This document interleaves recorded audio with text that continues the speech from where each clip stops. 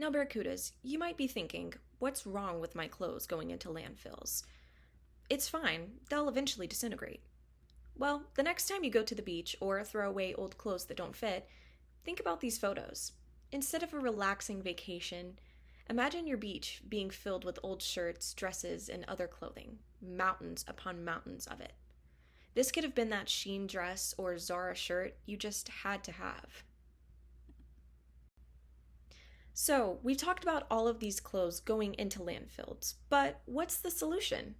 It's simple. The solution is Reviveware. We are a sustainable fashion company focused on redesigning fast fashion trends through upcycling. Our company offers a smarter approach to fashion. Instead of mass producing new clothing, we upcycle garments into limited edition, redesigned pieces like what you see beside me.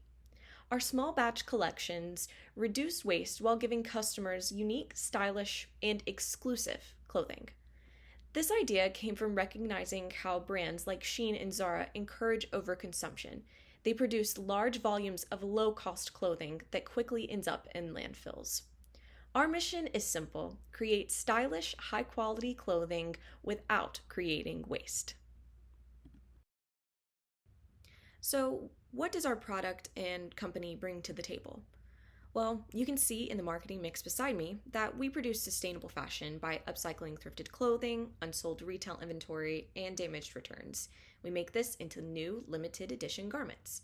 Instead of manufacturing new textiles, the company redesigns existing materials and creates modern styles. The average garment starts out as two or three reclaimed clothing items, which are then redesigned by tailors and designers. Orders are shipped in reusable fabric garment bags or compostable mailers, and products include a digital tag. We also use a mid range sustainable pricing strategy designed to balance affordability with the necessary craftsmanship that's involved in upcycling. The average production cost for one redesigned garment ranges between $20 and $25. We also offer a capsule wardrobe subscription service for $45 a month. This allows customers to rotate their seasonal pieces every few months without having to constantly purchase new clothing. This also further supports a circular fashion model that Reviveware is creating. We also operate through an online store, and this allows the company to reach shoppers nationwide while minimizing the cost and environmental impact of physical retail locations. Our clothing is produced in a small local design studio where tailors and designers collaborate on redesigning reclaimed garments. Finished products are stored in a central warehouse. While Reviveware does not have its own stores, we do partner with select boutiques that carry small collections. Typically, this is 20 or 30 pieces per season. These partnerships help expand our brand's presence without encouraging mass production. We also collaborate with local thrift stores and donation centers to source garments to redesign. Our promotion strategy focuses on transparency, sustainability education, and community engagement. A major part of our marketing involves social media storytelling, where designers showcase the transformation of clothing and have before and after footage. These are done in short form videos like TikToks or Reels, and it highlights how discarded garments can become very fashionable pieces. This helps every individual see the environmental impact of upcycling that our company provides.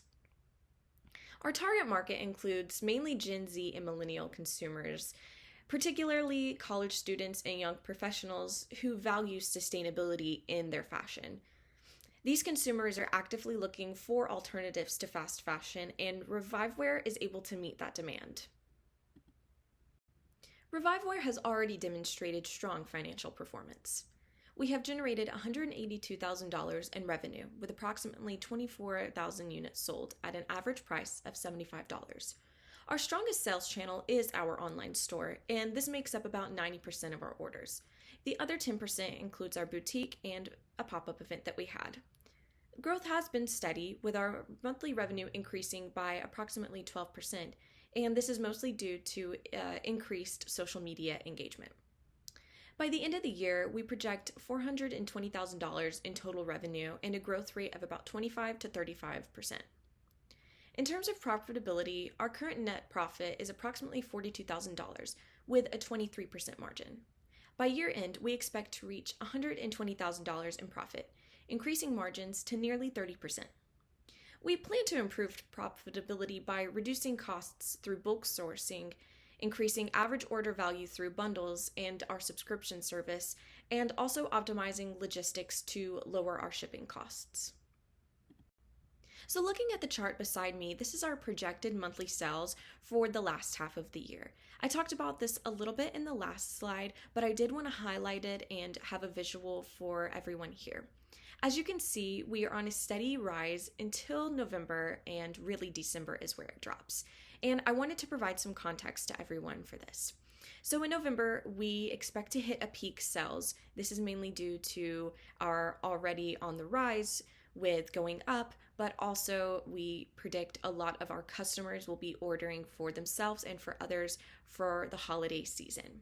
Now, in December, we see that our sales do dip, and a lot of this again is due to the holidays, where our company also is given a holiday break as well. So no orders are being shipped out, and very few orders are coming in. Also, a lot of the stores that we are sourcing, like the boutiques, they're also taking that holiday break as well. But we do expect to see everything go right back up to where we were in November at the start of the new year. Like any business, Reviveware faces risks, but we approach them strategically. Looking at the SWOT chart on my left, I highlight some strengths, weaknesses, opportunities, and threats. So, starting with the strengths, we have a unique, sustainable business model, a strong brand identity, and there's a growing demand for eco-friendly fashion.